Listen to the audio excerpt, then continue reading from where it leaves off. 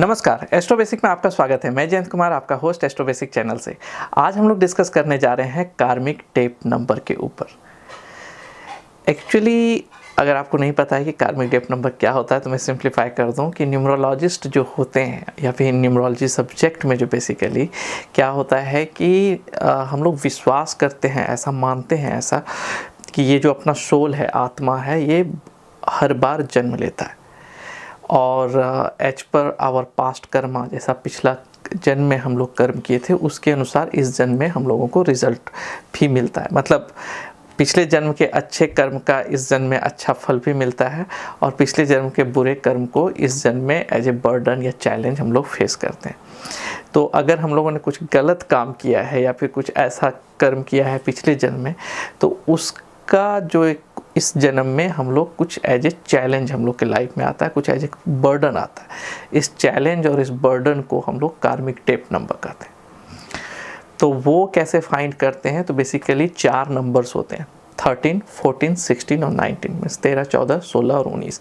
ये 4 नंबर अगर आपके कोर नंबर में आता है, कोर नंबर क्या होता है? Life path number, birthday number, expression number, personality number, heart desire number, और अगर कुछ साइकिल्स होते हैं जैसे इसेंस साइकिल नंबर, अगर इसमें से ये नंबर्स आते हैं, ये 4 नंबर्स आते हैं, तो आपको ये चैलेंज क्रिएट करते हैं आपके लाइफ में। ये एक बर्डन की तरह होता है जो आपको डिस्टर्ब करते हैं, जो आपको कुछ गोल्स की तरफ जाने से रोकते हैं, या फिर आप बहुत ही डिस्टर्ब फील करते हैं बेसिकली, जिसको हम लोग बैड टाइम कहते हैं। तो वैसा आप फील करते हैं और वैसा मतलब आपके पाथ में ऐसा आता है ये चीज़। तो आज हम लोग जानेंगे कि ये नंबर्स क्या है और इसका क्या सजेशन है, क्या सॉल्यूशन है। क्योंकि अगर आप वो जो सॉल्यूशन और सजेशन हम अभी डिस्कस करने जा रहे हैं, अगर आप इस पे जाते हैं तो पाएंगे कि ये सारा अगर आप पाथ को फॉलो करते हैं तो आपका जो बर्डन है वो मिनिमाइज़ होगा या फिर आप उसको अवॉइड भी कर सकते हैं। तो पहले देखते हैं कि ये नंबर आता कैसे।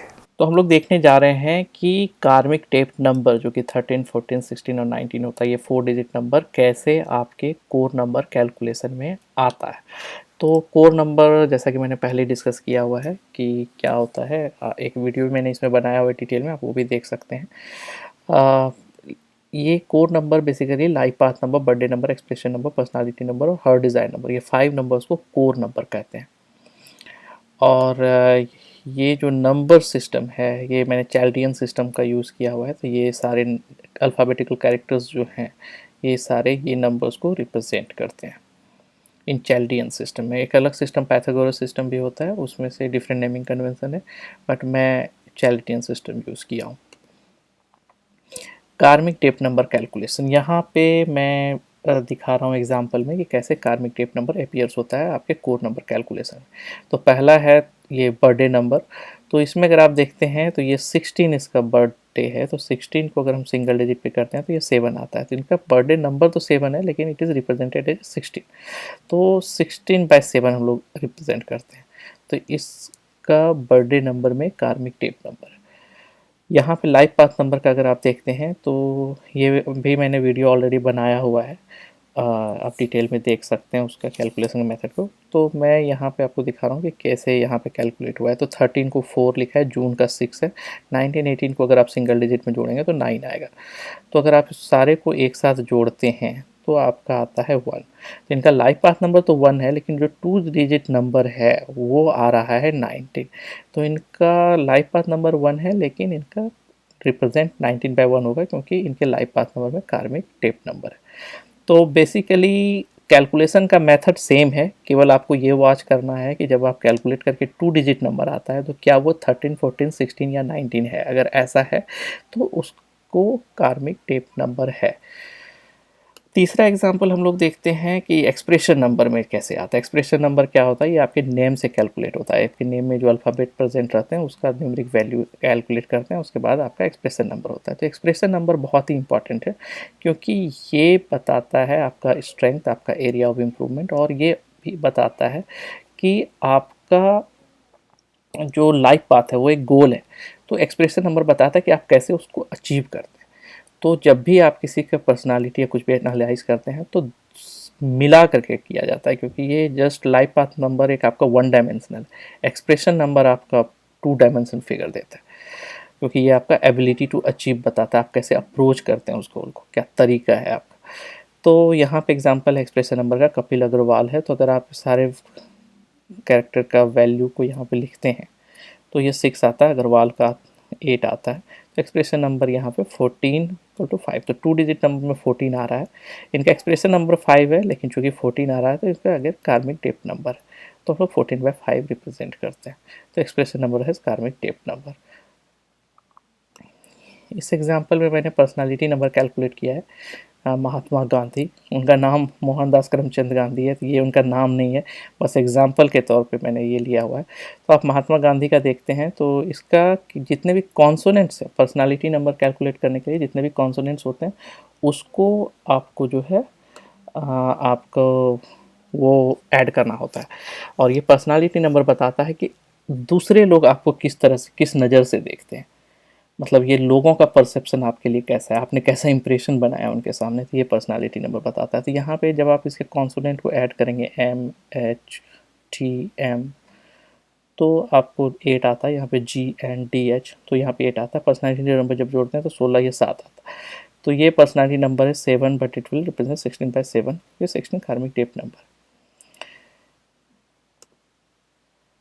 अब यहाँ पे जब देखते हैं हार्ट डिज़ायर नंबर तो आप पता चलेगा कि वॉवेल जो है, जो कि आपके नेम में जितने वॉवेल होते हैं उसको ऐड करके निकाला जाता है। और हार्ट डिज़ायर नंबर बताता है कि आप एक्चुअल कोर हार्ट से आप क्या चाहते हैं, वो आपका हार्टली विश क्या है, तो वो हार्ट डिज़ायर नंबर से पता चलता है। तो यहाँ पे मैंने एग्जांपल लिया कृष्णमूर्ति सुब्रमण्यम का, इसमें से जितने भी वॉवल हैं, लाइक से आई है, ए है, यू है, उसको मैंने ऐड किया है। वैसे सुब्रमण्यम में यू है, ए है, ए है, तो ये ऐड किया है, तो 8 + 8 16 7। तो इनका हार्ट डिज़ायर नंबर तो 7 है, लेकिन चूँकि 16 2 डिजिट नंबर आ रहा है तो इसको हम लोग रिप्रेजेंट करते हैं 16/7। 16 है कार्मिक डेप्थ नंबर, क्योंकि हार्ट डिज़ायर नंबर में कार्मिक डेप्थ नंबर है। अब जानते हैं इन नंबर्स के बारे में और इनका क्या सजेशन है।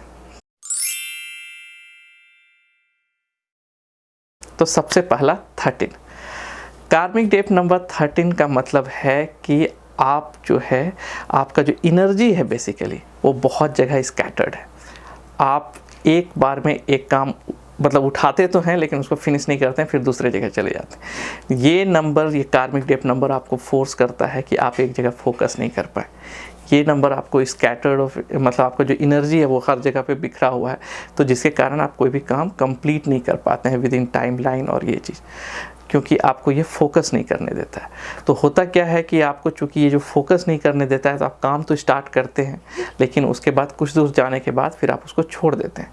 उसके बाद फिर जो वो लेजीनेस होता है, प्रोकास्टिनेशन की जो चलो कल पे टालना जिसको कहते हैं, फिर आपका वो स्टार्ट होने लगता है। उसका फिर धीरे धीरे आपको लगता है कि चलो ये तो होगा ही नहीं हमसे, मेरे को सपोर्ट नहीं मिल रहा है, मेरा किस्मत ख़राब, और ये सब चीज़ पे फिर निगेटिविटी आने लगता है, और उसके बाद फिर आप लेजीनेस और वो सब साइड जाने लगते हैं।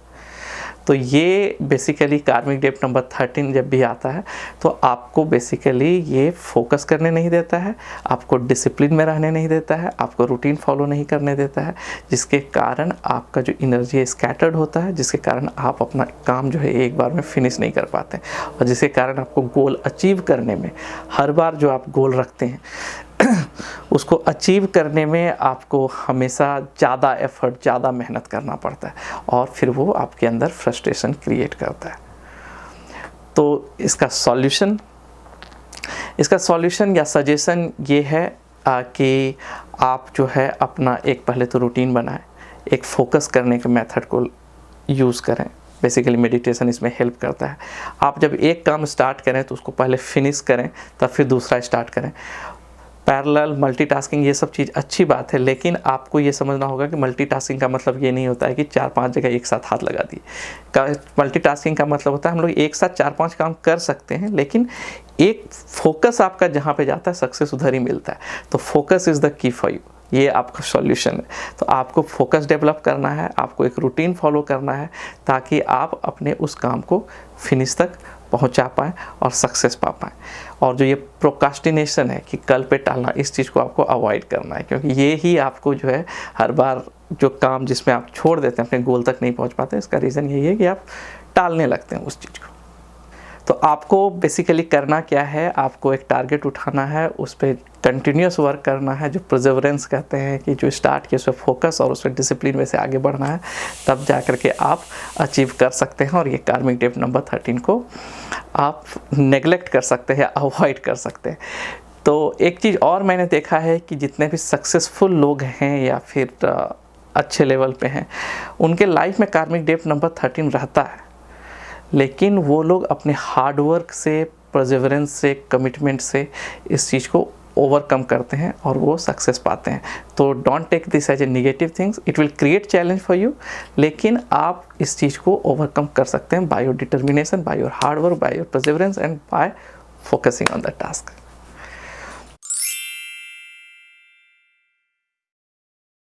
कार्मिक depth number 14। Karmic depth number 14 के बारे में कहा जाता है कि ये नंबर तब आपके लाइफ में आता है जब कहा जाता है कि क्योंकि आप अपने पास्ट बर्थ में इस चीज़ को आप मिसयूज़ किए थे, अपने फ्रीडम को।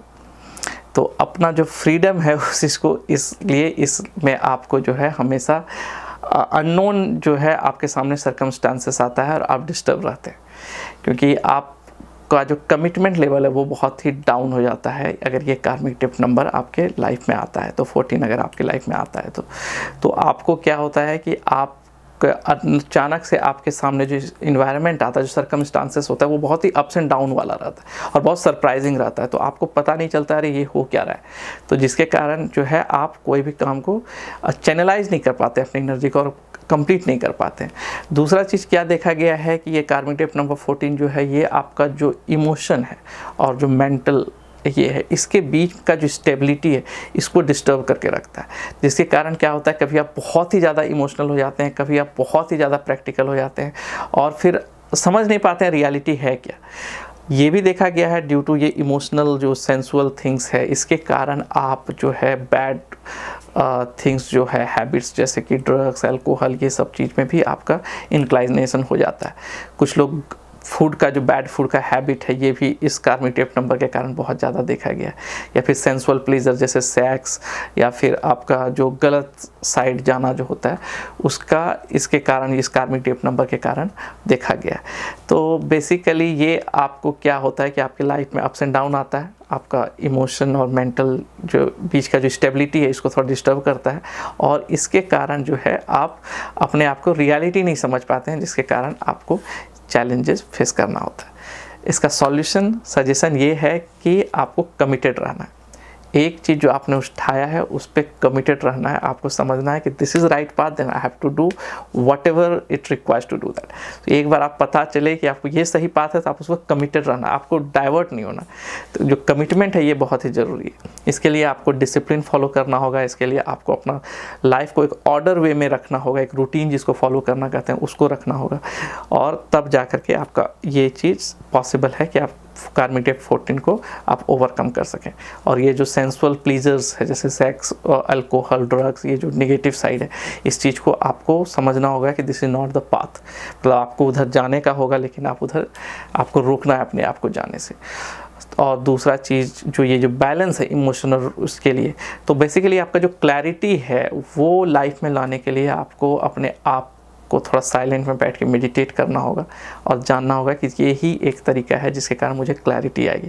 क्योंकि आपके सामने जो इस नंबर के कारण क्या होता है, जो आपका जो सर्कमस्टांसेस है वो आपको बहुत सरप्राइजिंग मिलता है। हमेशा आपको लगता है अरे ये तो मैंने प्लान नहीं किया था, ये क्या हो रहा है, ये क्या, जिसके कारण हमेशा आप उसको रिस्पॉन्ड करने में बिजी रहते हैं। तो थोड़ा सा गैप चाहिए, और वो गैप आपको मिलेगा जब आप साइलेंट में रहते हैं, अपने आप को मेडिटेट करते हैं, जानते हैं और कमिटेड रहते हैं किसी भी चीज़ के ऊपर, तो आपको अपने आप क्लैरिटी मिलने लगता है।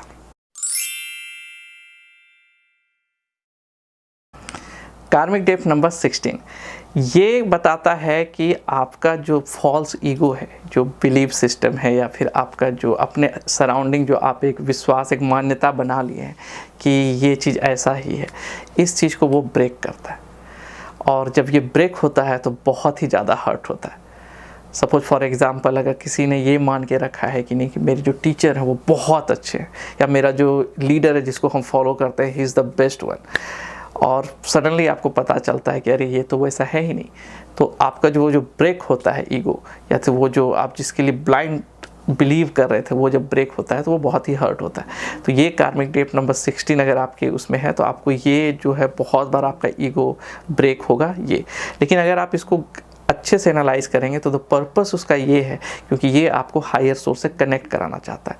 ये चाहता है कि आप जो है वो स्पिरिचुअल पाथ पे जाएं और उससे रीयूनियन अपने से रिलेशन इस्टेब्लिश करें उस हायर सोर्स से। जितना आप स्पिरिचुअली कनेक्टेड रहेंगे उतना आपका ये जो ईगो जो लॉस हो रहा है मतलब जो हर्ट हो रहा है बेसिकली ये आपको कम हर्ट करेगा। तो इसका पर्पस यही है। दूसरा चीज़ ये है कि ज़्यादा से ज़्यादा लोगों से कनेक्ट होने की कोशिश करें। तो ये भी आपको मतलब उसके उस लेवल से कनेक्ट होने की कोशिश करें, अपना ईगो को मिनिमाइज करें। बेसिकली ये ईगो को ब्रेक ये नंबर करता है। तो अपने ईगो को साइड हटा कर उनसे मिलें एज ए ह्यूमन। आप जितना एज ए ह्यूमन बीइंग उससे मिलेंगे, इंटरेक्ट करेंगे लोगों से, आपको ये कार्मिक डेप्थ नंबर 16 आपको उतना मतलब आपके लाइफ में कम प्रॉब्लम क्रिएट करेगा।